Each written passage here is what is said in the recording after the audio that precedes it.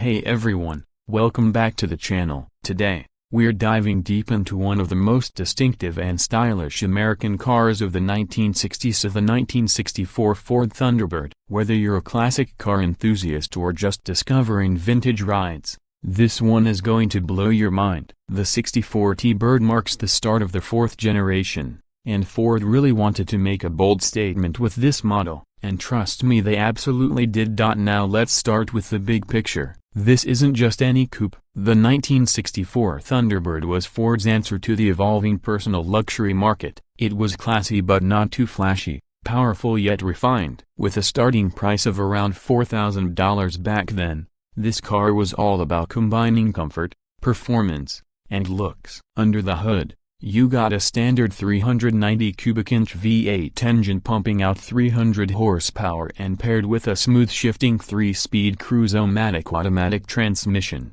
You could even opt for the 428 in later years if you really wanted to flex. From the moment you lay eyes on this car, it grabs your attention. Ford completely overhauled the design from the previous generation. Gone were the rounded, rocket ship lines of the early 60s. Instead, the 64 Thunderbird embraced a more formal, squared-off aesthetic that came to define the decade. It has this long, low, and wide stance that just demands presence. The front end is sharp, aggressive even, with quad headlights set into clean bezels and a mesh-like horizontal grille. One of my favorite details? The Thunderbird script embossed right into the hood, that was unique to 64, and it's the kind of subtle flex that true collectors notice. Walking around the side, you get this beautiful sculpted beltline that runs the length of the car. It's elegant, strong, and purposeful. The Landau model, which was wildly popular, added a vinyl-covered roof and these simulated S-bars on the C-pillars that gave it this kind of faux convertible look. Very posh. Now, speaking of convertibles, yay, so this T-Bird came in a soft top too. But even the hardtops had this floating roof illusion thanks to the slim rear pillars and wraparound glass. The rear is just as iconic. Big, squared-off taillights stretch across the bumper and blend perfectly into the bodywork. And in 1965, Ford took it even further by introducing sequential turn signals, an absolute game-changer back then and a major wow factor at the time. The overall effect is just clean, balanced, and premium. Now, step inside, and it only gets better. The interior of the 64 Thunderbird is where things go from cool to cosmic. Ford designed what they called the flight deck, and it shows. The dashboard wraps around the driver with a horizontal ribbon speedometer, aircraft-style toggle switches, and a center console that runs all the way to the rear seats. You feel like you are in control of a spaceship, not a car.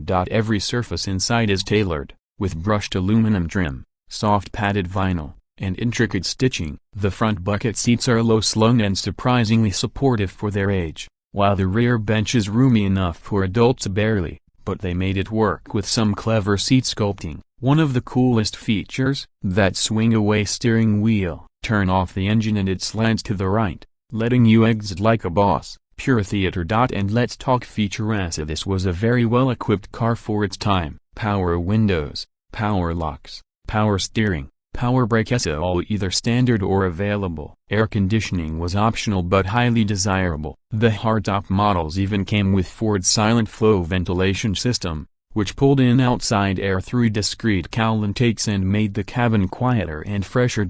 In terms of comfort, the Thunderbird delivered exactly what its buyers wanted: a smooth cruising. This wasn't meant to be a canyon carver. It was built for long drives on wide highways, and it excelled at that. The ride is soft thanks to coil springs up front and leaf springs in the rear, and it glides over road imperfections with ease. Now, you do get some body roll when cornering, but again, this isn't a Mustang, it's a gentleman's GT car. Even by today's standards, it's a relaxing ride. The cabin remains fairly quiet, thanks to underbody insulation and padded surfaces. There's just something so calming about sitting in the cockpit, looking out over that long hood, cruising at 60 with nothing but open road ahead and a V8 soundtrack behind. But what about performance? That 390 V8 isn't just for show. It pulls hard from a stop and delivers a satisfying surge of torque when you press the pedal. With 300 horsepower and over 400 pounds-feet of torque, You could easily smoke the tires if you weren't careful.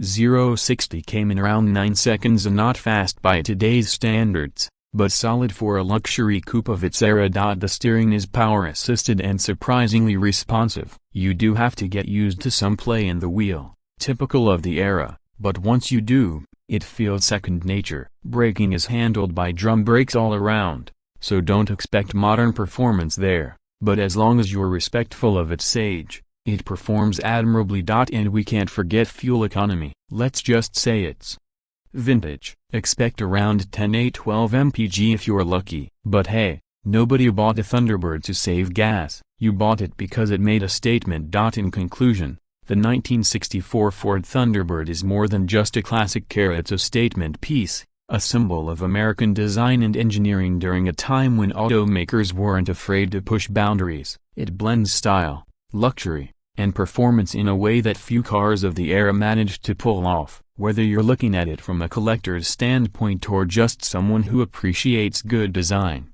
the 64 T-Bird delivers. From its unforgettable styling and space-age interior to its smooth ride and V8 rumble, the Thunderbird earns its wings as one of the most iconic cars of the 1960s. It may not be the fastest or most practical, but it's dripping in character, and honestly, that's what makes it such a legend. Thanks for hanging out with me today and diving into the world of the 1964 Ford Thunderbird. If you enjoyed the video, don't forget to like, subscribe, and hit that bell so you don't miss future classics. Drop a comment below and let me know what car you want me to review next. Until then, keep your engines roaring and your hearts racing. Peace out.